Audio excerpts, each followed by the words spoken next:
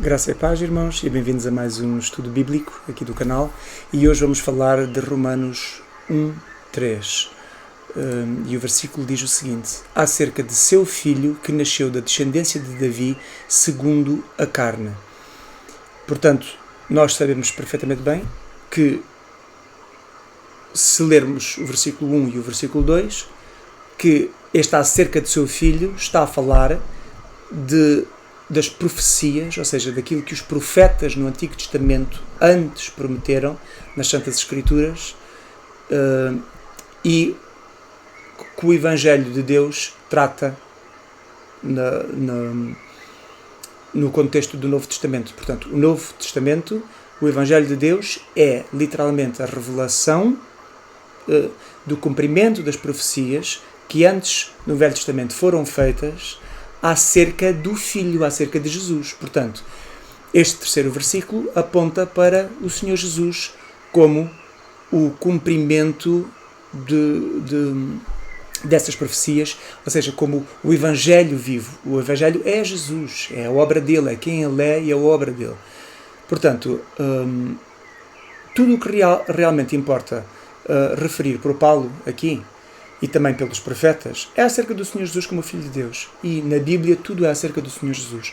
Sempre que nós quisermos fazer alguma mensagem bíblica, algum vídeo, alguma pregação, qualquer homem de Deus verdadeiramente convertido, sempre que abre a boca para falar de Deus, das coisas espirituais, ele tem que apontar para o Senhor Jesus, porque tudo é acerca dele. Tudo. Ele é a glória de Deus manifesta aos homens. Nós conhecemos a glória de Deus através do Filho, através de Jesus, por intermédio também do Espírito Santo. Mas então é nele, ele é a plenitude da divindade, é a expressa imagem da pessoa de Deus, é o resplendor da sua glória. Portanto, tudo é acerca do Senhor Jesus. Os profetas falavam acerca dele e Paulo está aqui também para falar acerca do Filho. Tudo o que diz respeito à sua pessoa, à pessoa do Senhor Jesus e à sua obra, sempre foi a mensagem real dos profetas de antigamente e também é agora o centro da mensagem de Paulo e também deve ser o centro da nossa mensagem, pelo menos da minha é, e espero que de todos os cristãos também seja. Por isso nós lemos que após a concretização da obra e de Jesus cumprir tudo aquilo que lhe estava proposto, nós lemos em Filipenses 2, de 9 a 11, também escrito pelo apóstolo Paulo, a dizer: Deus o exaltou soberanamente e lhe deu um nome que é sobre todo o nome, para que ao nome de Jesus se dobre todo o joelho daqueles que estão nos céus e na terra e debaixo da terra, e toda a língua confesse que Jesus Cristo é o Senhor, para a glória de Deus Pai. Portanto, após a concretização da obra do Senhor Jesus, nós vemos que o Senhor Jesus foi exaltado e, portanto, tudo agora é acerca dele e da glória do Pai nele e o nome dele. Por isso é que nós fazemos orações e terminamos a dizer: tudo te peço e agradeço no nome do Senhor Jesus Cristo, e no poder do teu Santo Espírito. Amém. Porque é no nome dele que nós devemos pedir as coisas, é no nome dele que nós expulsamos demónios, é no nome dele que nós vencemos qualquer dificuldade, qualquer provação, é no nome dele que nós afastamos o diabo das nossas vidas. Portanto, é um nome que tem poder. E é ele, tudo é acerca dele, é acerca do Filho. O fim da lei na Bíblia é Jesus, e a palavra é lei, desde que a promessa profética foi feita a Abraão. E nós lemos isso em Gálatas 3, 16 a 20, que diz assim: ora, as promessas foram feitas a Abraão e à sua descendência. Não diz e às descendências, como falando de muitas, mas como de uma só, e à tua descendência, que é Cristo. Porque o objetivo de falar das descendências de Abraão e de Davi, de tudo, sempre é para apontar para Jesus, porque Jesus é o centro de tudo. Portanto, todas as outras pessoas que vieram, não é, nesta descendência eram importantes porque elas iam levar ao Senhor Jesus. Mas o Senhor Jesus é que é o ponto principal da mensagem. Por isso diz: mas digo isto, que tendo sido a aliança anteriormente confirmada por Deus em Cristo, a lei que veio 430 anos depois não a invalida de forma a abolir a promessa. Porque se a herança provém da lei, já não provém da promessa, mas Deus pela promessa a deu gratuitamente a Adão. Logo, para que foi a lei?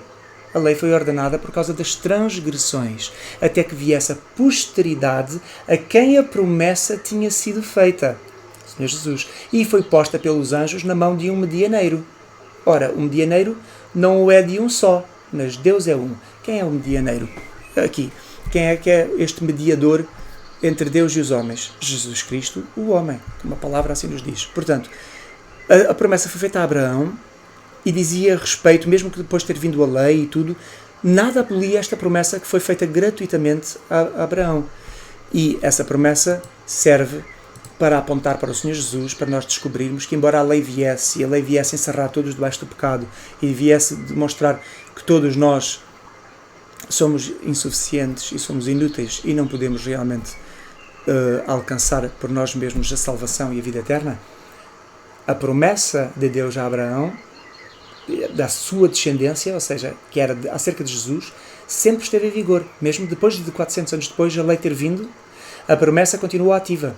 E a promessa continua ativa nos dias de hoje, porque o Senhor Jesus veio cumprir as promessas, morreu na cruz, e nós, através dele, da vida dele, através da graça, da compaixão e da misericórdia de Deus, em Jesus, nós temos acesso à vida eterna. Portanto, Jesus é a palavra da verdade pela qual nós fomos gerados, como está lá em Tiago 1,18, para a entrada nessa graça. Por isso nós também lemos em João 1,17 a dizer o seguinte: a lei foi dada por Moisés, a graça e a verdade vieram por Jesus Cristo. Portanto, é acerca dele. A própria pessoa do Senhor Jesus dá credibilidade à Bíblia como um livro de inspiração e autoria sobrenatural, sendo que cada profecia a seu respeito, não é uma declaração de que ele é o cumprimento da vontade de Deus de resgatar o mundo do pecado.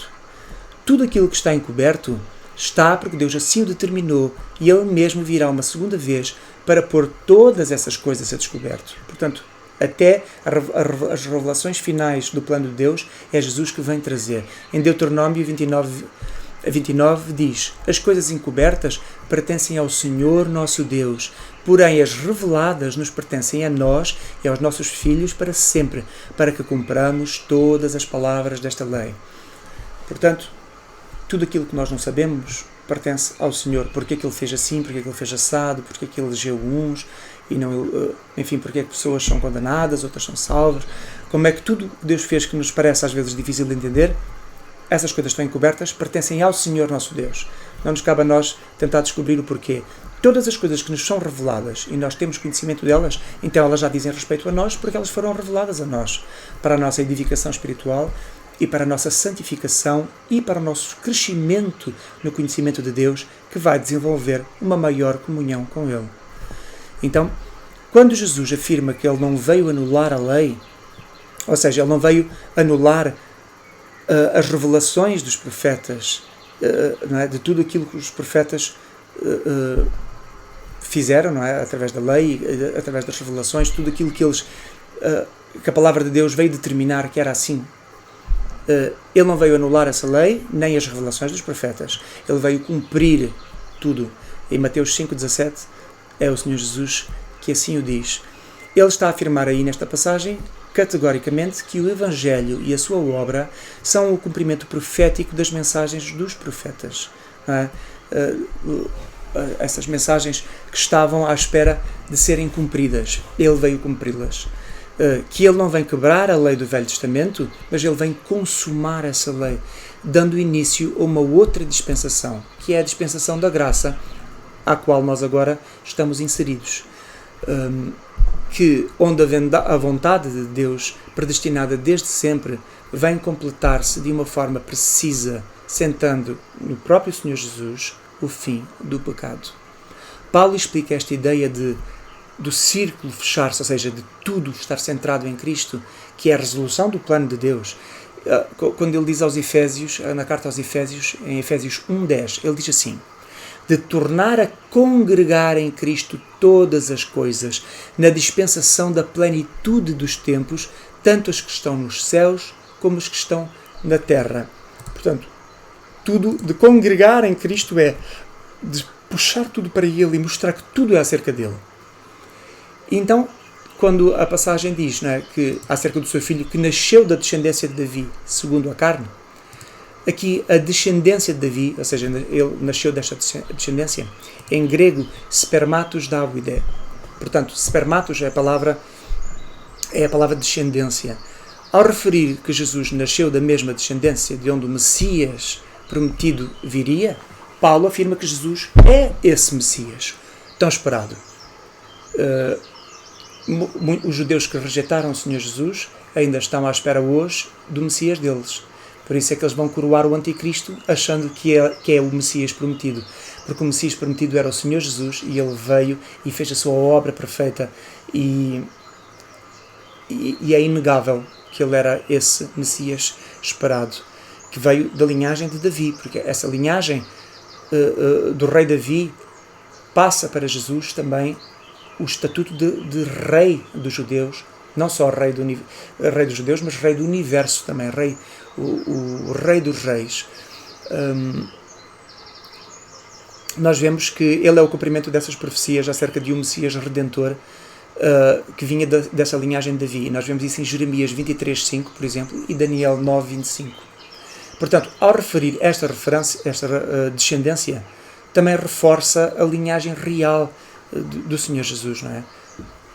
Portanto, spermatos é a palavra descendência. A palavra spermatos é de onde vem a palavra espermatozoide, não é? Como a semente.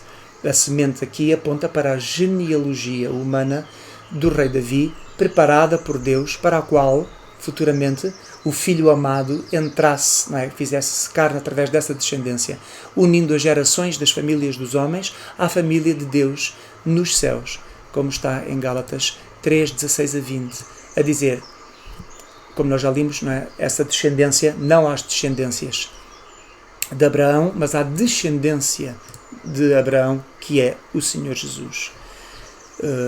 Quando diz que essa descendência é segundo a carne, kata sarka, a palavra sarka, ou seja, que é carne, segundo a carne. Portanto, a palavra spermatos, segundo a semente, segundo o espermatozoide, ou seja, tem a ver com, segundo a carne, um homem gerou a outro, aquela pessoa gerou ali, gerou para a frente e acabou por essa genealogia dar origem ao Senhor Jesus.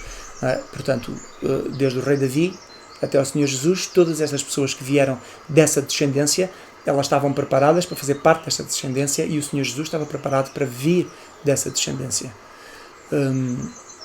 Portanto, kata sarka, segundo a carne, foca no aspecto humano do Senhor Jesus, que para além da sua óbvia natureza divina, como Filho de Deus, ele também era Filho do homem. E nós na Bíblia vemos várias referências de Jesus como Filho de Deus, 1 João 4:15, João 1:34 e Atos 9:20 mostram Jesus sendo referido como Filho de Deus. E nós também vemos Jesus sendo referido como Filho do homem. Mateus 18:11, João 5:27 e Marcos 13:26. Filho de Deus, porque ele é o próprio Deus, ele foi feito homem na terra de um corpo carnal, através da concepção do Espírito Santo, do Espírito de Deus. Portanto, ele é o Filho de Deus. Mas ele é Filho do homem também, porque ele veio-se fazer humano, mortal, não é? E nasceu da parte de uma mulher mortal, Maria, que recebeu a tal semente, não é? Do Espírito Santo para dar origem à vida do Senhor Jesus como um bebé e que depois cresceu, uma criança, e virou um homem. Portanto, ele é simultaneamente Filho de Deus e Filho do homem. O aspecto de Jesus carnal, ou seja, feito de carne, mortal como nós, não carnal como tendo pecado, mas carnal no sentido de ser um homem mortal, ele veio como um homem mortal, é de suma importância nas Escrituras, porque assim prova que ele foi sujeito a todas as experiências comuns ao ser humano, sendo testado em tudo, provado perfeito e mais excelente do que todos. E isso está em Hebreus 4:14-15, a dizer: visto que temos um grande sumo sacerdote, Jesus, Filho de Deus, que penetrou nos céus, e retenhamos, portanto, firmemente a nossa confissão. Porque nós não temos um sumo sacerdote que não possa compadecer-se das nossas fraquezas, porém um que, como nós, em tudo foi tentado, mas sem pecado. Portanto, quando nós estamos a passar provações e dificuldades terríveis e sentimentos terríveis e emocionais no nosso corpo, nós não podemos dizer assim, mas Deus não sabe o que é que eu estou a passar. Ele sabe perfeitamente o que nós estamos a passar, porque não só Ele vive em nós, Ele conhece o nosso pensamento, Ele conhece até aos nossos átomos, às nossas moléculas, Ele conhece-nos perfeitamente, mas também porque Ele mesmo veio em carne à Terra e se fez homem para experimentar esta fraqueza na carne, para compadecer-se de nós verdadeiramente, para saber aquilo que nós sentimos como carne, sendo Ele Deus, e, portanto, poder, sem pecado, vencer as tentações da carne, vencer tudo, e para que a sua vitória sobre a carne nos desse a nós a vitória, porque nós não conseguimos vencer a carne em nós mesmos, mas Ele venceu e, portanto, a vitória dele é passada para nós,